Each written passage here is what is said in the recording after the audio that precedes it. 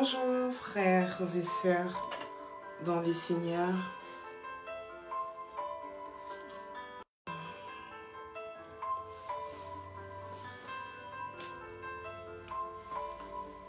Je vous salue tous au nom de notre Seigneur Jésus et je vous souhaite également la bienvenue à ces temps de la lecture de la parole de Dieu. Je nous demanderai simplement de partager cette vidéo. Alors, je suis en train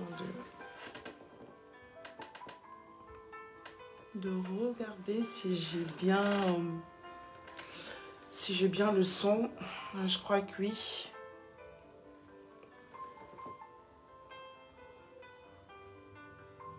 Ok. Alors, du coup... Oui, il est bon. Voilà. Je vais me demander de partager la vidéo, de partager, d'inviter également ceux qui aimeraient bien lire la parole de Dieu ensemble avec nous. Donc, si nous pouvons partager.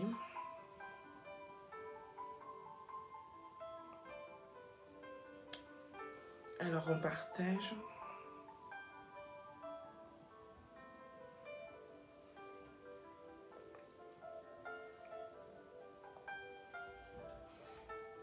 Je nous laisse le temps de partager.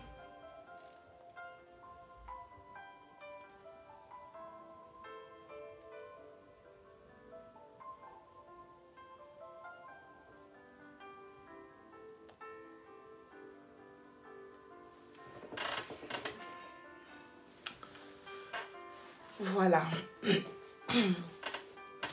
J'espère que nous avons eu le temps de partager. Eh bien, je vais nous inviter à rendre grâce à notre Dieu, à dire merci au Seigneur. On s'était donné rendez-vous hier et aujourd'hui, le Seigneur nous a permis de pouvoir être là, que nous puissions répondre présent à ce rendez-vous que nous nous étions fixés. Eh bien, nous allons rendre grâce à Dieu pour ce temps que nous avons passé ensemble dans la lecture de sa parole. On va lui dire merci. Nous prions. Seigneur éternel, Dieu de gloire, Jésus, nous venons te dire merci. Nous venons te rendre grâce, Père éternel, parce que tu es notre Dieu. Tu es le Tout-Puissant, le Seigneur des Seigneurs, le Dieu incomparable, le puissant et le Dieu merveilleux. Merci Seigneur Jésus pour ce temps, Père éternel, que tu nous permets de passer dans ta présence encore une fois de plus, Seigneur Jésus. Merci Seigneur, car si nous pouvons le faire, c'est parce que tu nous as accordé la vie, tu nous as donné la bonne santé, éternel, mon Dieu. Seigneur Jésus, tu nous as permis, éternel Dieu, d'avoir même des connexions qui nous permettront, Seigneur Jésus, de pouvoir être là, Seigneur, en ces jours et en ces temps-ci, éternel Dieu. Papa, que toute la gloire puisse te revenir, que ce que nous allons faire en ces lieux, éternel Dieu, puisse te rendre gloire à toi seul, Papa. Seigneur, que cette parole, Père éternel, ne puisse pas nous quitter, Seigneur, mon Dieu, mon roi, Seigneur, mais qu'elle puisse demeurer en nous, éternel Dieu de gloire, même si nous n'allons pas tout retenir, mais Seigneur Dieu, que toi, tu puisses, Seigneur, faire que notre attention soit attirée sur ce que toi, tu aimerais, éternel, mon Dieu, mon roi, Seigneur Jésus. Au nom de Jésus-Christ, Père, le déroulement, le début, le déroulement et la fin entre tout simplement. Que toi seul puisses être avec nous, éternel, mon Dieu. Que ta présence, Père éternel, puisse être au milieu de nous, au nom puissant et glorieux de Jésus-Christ. Que toute la gloire te revienne. Merci, Seigneur Jésus. Amen. Amen. Amen, amen. Je nous salue tous au nom de Jésus. Je salue Maman la victorieuse. Que le Seigneur te bénisse. Bonjour à maman Micheline. Que Dieu puisse te bénir également. Et à tous nos autres bien-aimés qui sont là, que je ne peux pas voir. Eh bien, je vous salue tous. En tout cas, je vais nous inviter à passer à la lecture de la parole de Dieu d'aujourd'hui. Nous allons lire notre tout premier passage de ce jour. Donc, je vais nous inviter à aller dans le livre d'Exode.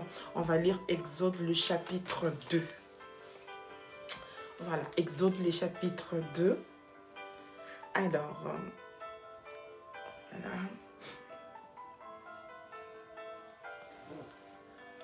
Exode 2. Je t'invite à prendre ta Bible, à prendre le téléphone, à prendre une tablette, à prendre un ordinateur. Voilà, tu prends ce que tu veux, mais prends juste quelque chose qui te permettra de lire aussi cette parole-là avec moi. Amen. Alors, nous allons lire le livre d'Exode, les chapitres 2. Et si nous avons tous trouvé, eh bien, je nous invite à lire la parole du Seigneur. Un homme de la maison de Lévi avait pris pour femme une fille de Lévi. Cette femme devint enceinte et enfanta un fils. Elle vit qu'il était beau et elle le cacha pendant 3 mois. Ne pouvant plus le cacher, elle prit une caisse des joncs qu'elle enduisit de bitume et de pois. Elle y mit l'enfant et le déposa parmi les roseaux sur le bord du fleuve. La sœur de l'enfant s'étend à quelque distance pour savoir ce qui lui arriverait. La fille de Pharaon descendit au fleuve pour se baigner et ses compagnes se promenèrent le long du fleuve. Il aperçut la caisse au milieu des roseaux et elle envoya sa servante pour la prendre. Elle ouvrit et vit l'enfant. C'était un petit garçon qui pleurait. Elle en eut pitié et elle dit, « C'est un enfant des Hébreux. » Alors la sœur de l'enfant dit à la fille de Pharaon, « Veux-tu que j'aille te chercher une nourrice parmi les femmes des Hébreux pour allaiter cet enfant ?» « Va, lui répondit la fille de Pharaon. Et la jeune fille alla chercher la mère de l'enfant.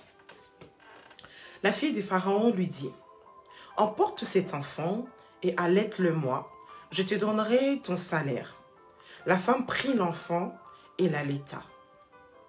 Quand il eut grandi, elle l'amena à la fille de Pharaon et elle fut pour elle comme un fils. Elle lui donna le nom de Moïse, car, dit-elle, je l'ai retiré des eaux. 11. En ces temps-là, Moïse devenu grand, se rendit vers ses frères et fut témoin de leurs pénibles travaux. Il vit un Égyptien qui frappait un Hébreu d'entre ses frères. Il regarda des côtés et d'autres, et voyant qu'il n'y avait personne, il tua l'Égyptien et le cacha dans le sable. 13. Il sortit le jour suivant, et voici 2 Hébreux se querellaient. Il dit à celui qui avait tort, « Pourquoi frappes-tu ton prochain ?» Penses-tu Et cet homme répondit, « Qui t'a établi chef et juge sur nous? Penses-tu me tuer comme tu as tué l'Égyptien? » Moïse eut peur et dit, « Certainement la chose est connue. » Pharaon apprit ce qui s'était passé et il cherchait à faire mourir Moïse. Mais Moïse s'enfuit de devant Pharaon et il se retira dans le pays des Madians où il s'arrêta près d'un puits.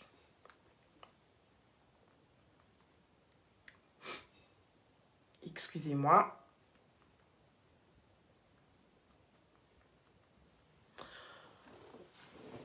Le verset 16, pardon. Le sacrificateur de Madian avait 7 filles. Elles vinrent puiser de l'eau et elles remplirent les auges pour abreuver le troupeau de leur père. Les bergers arrivèrent et le chassèrent. Alors Moïse se leva, prit leur défense et fit boire leur troupeau. Quand elles furent de retour auprès de Réuel, leur père, il dit, « Pourquoi revenez-vous si tôt aujourd'hui ?»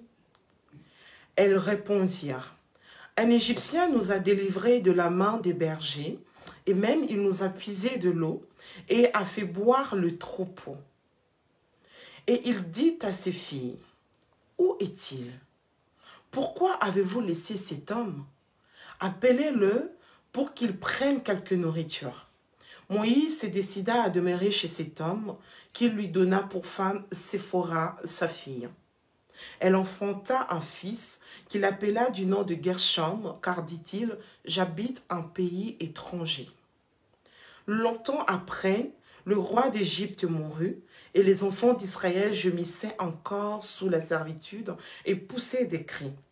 Et ces cris qui leur arrachaient la servitude montèrent jusqu'à Dieu. Dieu entendit leurs gémissements et se souvint de son alliance avec Abraham, Isaac et Jacob. Dieu regarda les enfants d'Israël et il en eut compassion. Amen. Amen. Que la parole du Seigneur soit bénie. Nous allons passer à notre prochain passage d'aujourd'hui. On va aller dans les livres de Job. On va lire Job, le chapitre 19. Alors, Job 19. Job 19. J'attends que nous puissions trouver.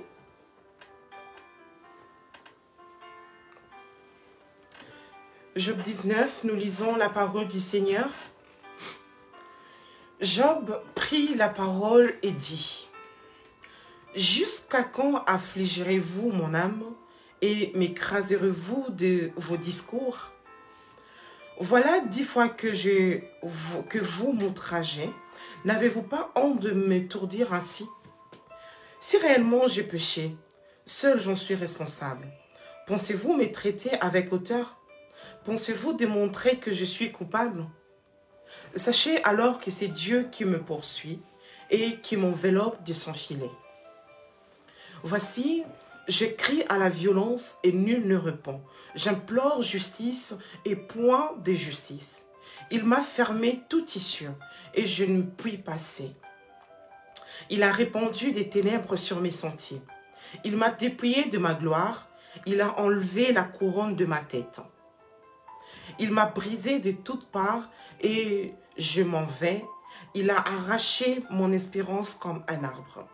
Il s'est enflammé de colère contre moi. Il m'a traité comme l'un de ses ennemis. Ces troupes, ce sont des concerts mis en marche. Elles se sont frayées leur chemin jusqu'à moi. Elles ont campé autour de ma tente. 13. Il a éloigné de moi mes frères et mes amis se sont détournés de moi. Je suis abandonné de mes proches. Je suis oublié de mes intimes. Je suis un étranger pour mes serviteurs et mes servantes. Je ne suis plus à leurs yeux qu'un inconnu. J'appelle mon serviteur et il ne répond pas. Je les supplie de ma bouche et c'est en vain. Mon humeur est à charge à ma femme et ma plainte au fils de mes entrailles. Je suis méprisée même par des enfants. Si je me lève, je reçois leurs insultes. Ce que j'avais pour confident m'ont en horreur, ceux qui jamais se sont tournés contre moi. Mes os sont attachés à ma peau et à ma chair. Il ne me reste que peau des dents. Aie pitié de moi, vous mes amis. Non, ayez pitié de moi. Ayez pitié de moi, vous mes amis, car la main de Dieu m'a frappé. Pourquoi me poursuivre comme Dieu me poursuit? Pourquoi vous montrer insatiable de ma chair? Oh, je voudrais que mes paroles fussent écrites, qu'elles fussent écrites dans un livre. Je voudrais qu'avec un burin de fer et avec du plomb, elles fussent pour toujours gravées dans le roc. Mais je sais que mon Rédempteur est vivant et qu'il se relèvera le dernier sur la terre. Amen. Quand ma peau sera détruite, il se lèvera. Quand je n'aurai plus de chair, je verrai Dieu. Je le verrai, il me sera favorable, mes yeux le verront, et non ceux d'un autre. Mon âme languit d'attente au-dedans de moi. Vous direz alors, pourquoi le poursuivions-nous? Car la justice de ma cause sera reconnue. Craignez pour vous le glaive, le châtiment par le glaive sont terribles. Et sachez qu'il y a un jugement. Amen. Que la parole du Seigneur soit bénie. Amen. Nous allons lire le prochain passage. Nous allons dans le livre de Luc. On va lire Luc 5.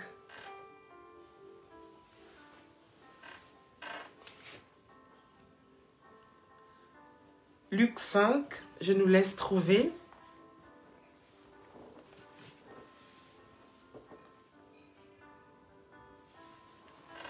Luc 5, nous lisons la parole du Seigneur. Comme Jésus s'est trouvé auprès du lac de Génézareth et que la foule se pressait autour de lui pour entendre la parole des dieux, il vit au bord du lac 2 barques, d'où les pêcheurs étaient descendus pour laver leurs filets. Il monta dans l'une de ces barques qui était à Simon et il le pria de s'éloigner un peu des terres. Puis il s'assit et de la barque il enseignait la foule. Lorsqu'il eut cessé de parler, il dit à Simon, « Avance en pleine eau et jetez vos filets pour pêcher. » Simon lui répondit, « Maître, nous avons travaillé toute la nuit sans rien prendre, mais sur ta parole, je jetterai le filet. » Amen. L'ayant jeté, il prit une grande quantité de poissons et leur filet se rompait. Ils firent signe à leurs compagnons qui étaient dans l'autre barque de venir les aider. Ils vinrent et ils remplirent les 2 barques au point qu'elles s'enfonçaient. Quand il vit cela, Simon-Pierre tomba aux genoux de Jésus et dit, « Seigneur, retire-toi de moi, parce que je ne suis pas un homme pécheur. Parce que je suis un homme pécheur. Car l'épouvante l'avait saisi, lui et tous ceux qui étaient avec lui, à cause de la pêche qu'ils avaient faite. Il en était de même de Jacques et de Jean, fils de Zébédée, les associés de Simon.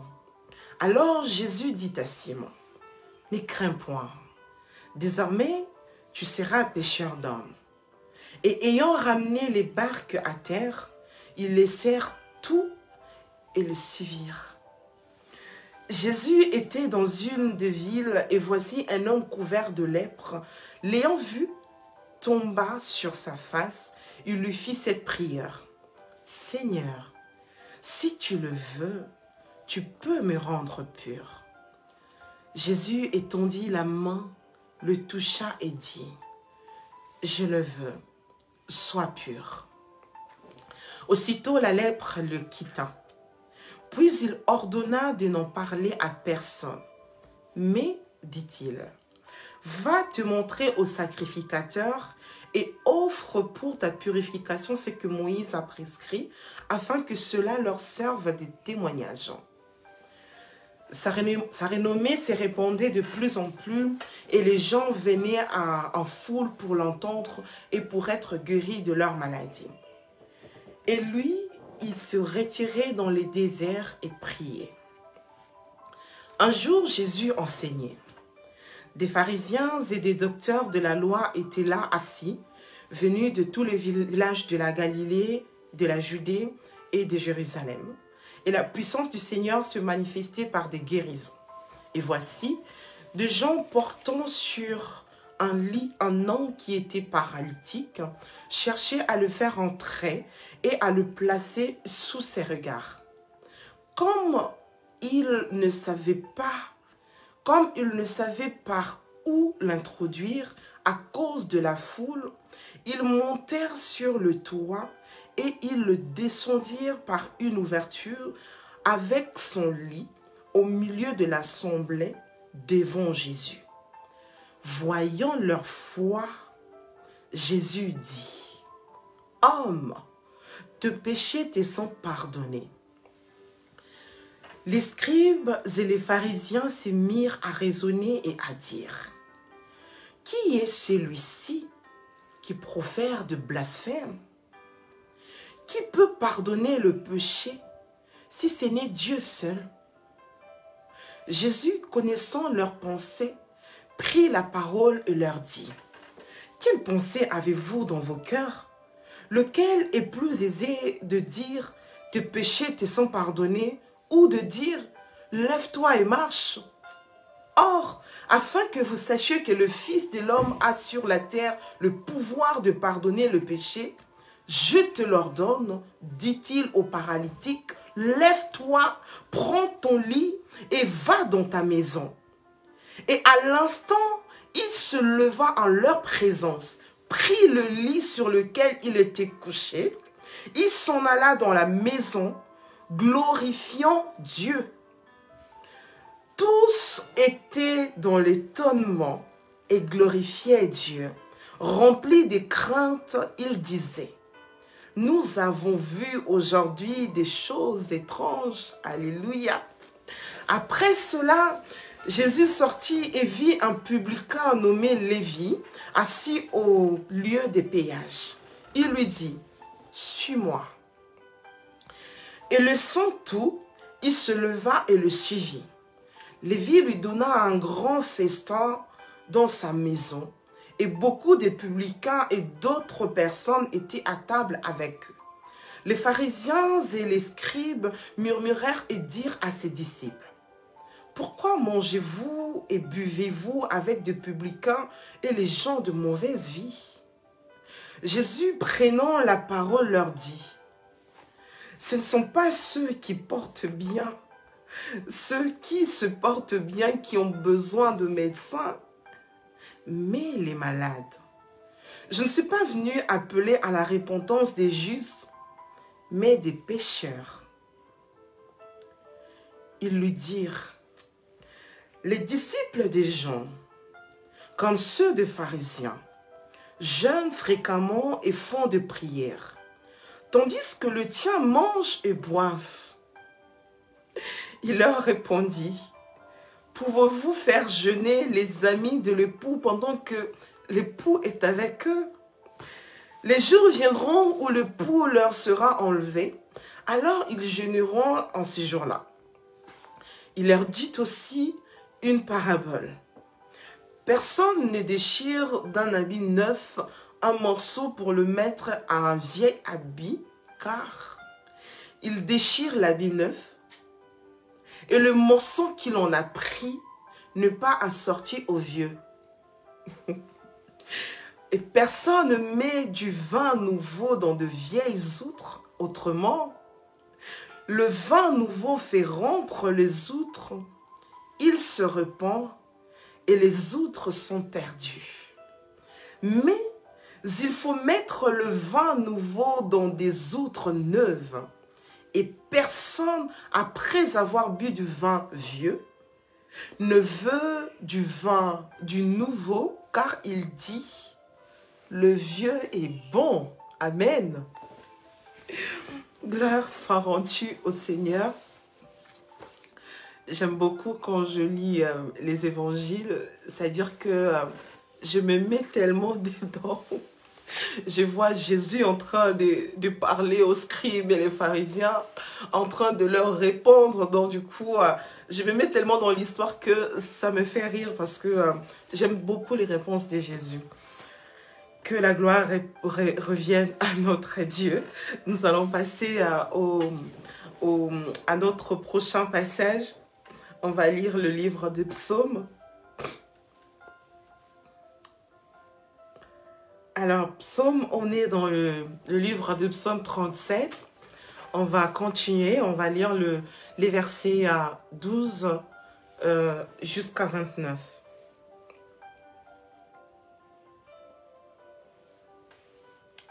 Alors, psaume 37, 12 à 29. Je nous laisse trouver.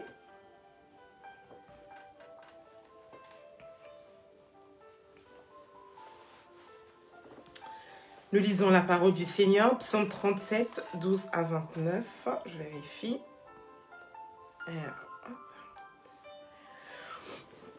Le méchant forme des projets contre le juste et il grince des dents contre lui. Le Seigneur se rit du méchant car il voit que son jour arrive. Les méchants tirent le glaive, ils bondent leur arc pour faire tomber les malheureux et l'indigent, pour égorger ceux dont la voie est droite. Leurs glaives entrent dans leur propre cœur et leurs arcs se brisent. Mieux vaut le peu du juste que l'abondance de beaucoup des méchants, car les bras des méchants seront brisés, mais l'Éternel soutient les justes. L'Éternel connaît les jours des hommes intègres, et leur héritage dure à jamais. Ils ne sont pas confondus au temps du malheur, et ils sont rassasiés au jour de la famine. Mais les méchants périssent, et les ennemis de l'Éternel, comme les plus beaux pâturages, ils s'évanouissent en fumée. Le méchant emprunte et il ne rend pas. Le juste est compatissant et il donne. Car ceux que bénit l'Éternel possèdent le pays, et ceux qu'il maudit sont retranchés. L'Éternel a fermé les pas de l'homme et il prend plaisir à sa voix. S'il tombe, il n'est pas terrassé, car l'Éternel lui prend la main. Amen. J'ai été jeune, j'ai vieilli, et je n'ai point vu le juste abandonné, ni sa postérité mendiant son pain. Toujours il est compatissant, et il prête, et sa postérité est bénie. Détourne-toi du mal, fais le bien. Possède à jamais ta demeure. Car l'Éternel aime la justice et il n'abandonne pas ses fidèles. Ils sont toujours sous sa garde, mais la postérité des méchants est retranchée. Les justes posséderont les pays et ils y demeureront à jamais. Parole du Seigneur. Amen. Amen. Nous allons lire le tout dernier passage. On va dans Proverbes. Proverbes, on va lire le chapitre 10, le verset 5.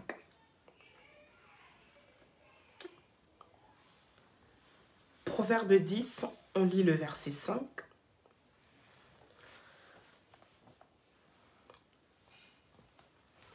Je me laisse le temps de trouver. Proverbe 10, 5.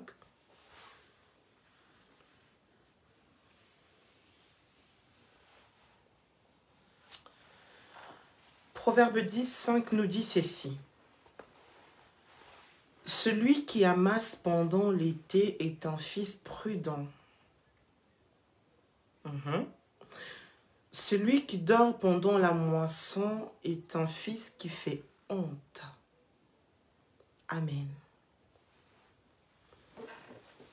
Que notre Dieu soit béni, qu'il soit glorifié.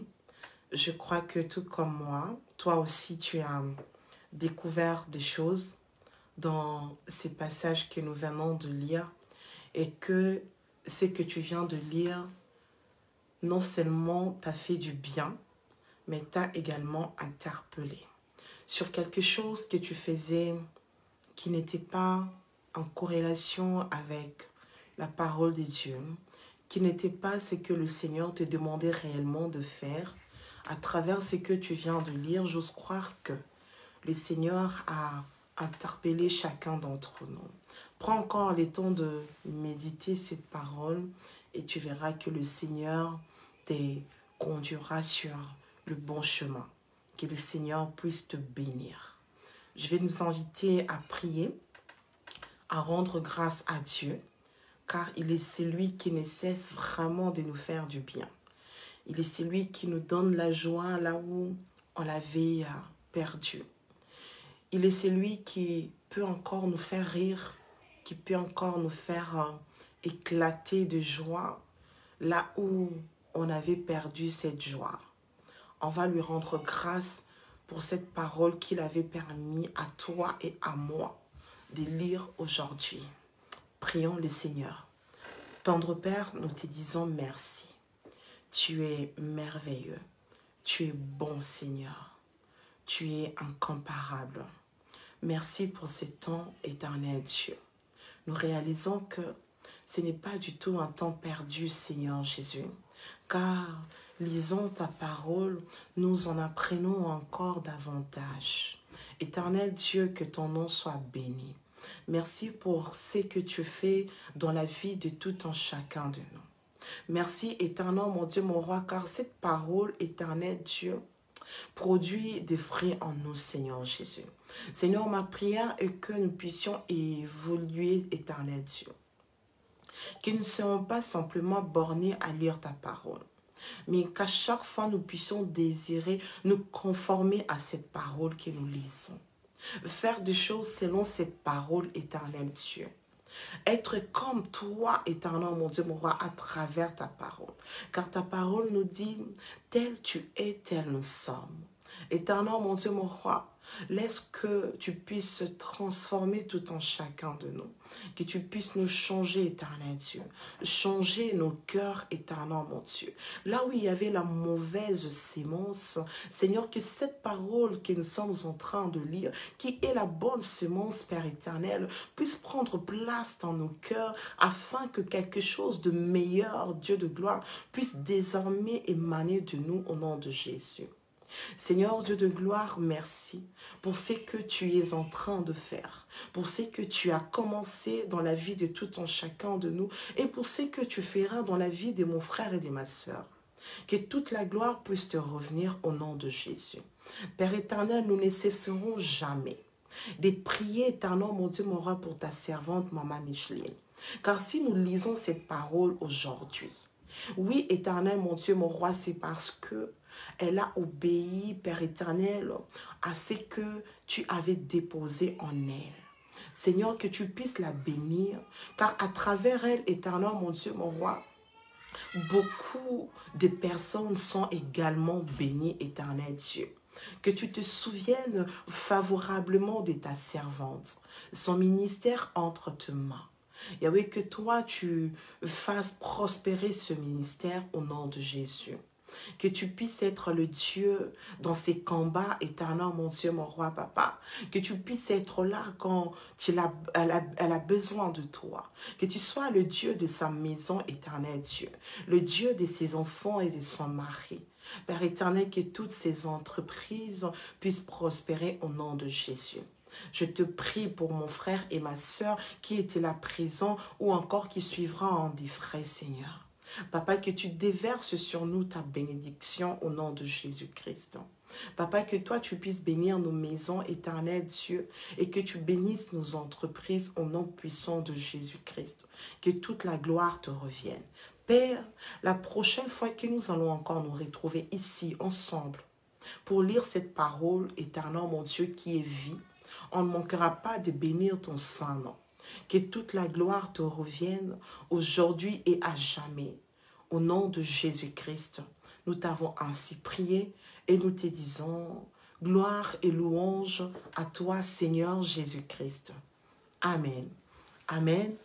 Que le nom du Seigneur Jésus-Christ soit béni, que la gloire puisse revenir à notre Dieu. Je vous souhaite de passer une très bonne fin de journée. Merci pour votre présence. Que le Seigneur se souvienne de vous. Très bonne fin de journée à vous.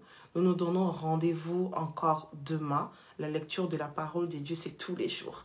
Donc, on a lu aujourd'hui, c'est pas fini. Demain encore, on est là pour lire la parole de Dieu avec la personne que le Seigneur aura choisi de nous conduire pour cette lecture de demain. Que le Seigneur vous bénisse. Je vous aime de l'amour du Seigneur et je vous dis à très bientôt. Au revoir.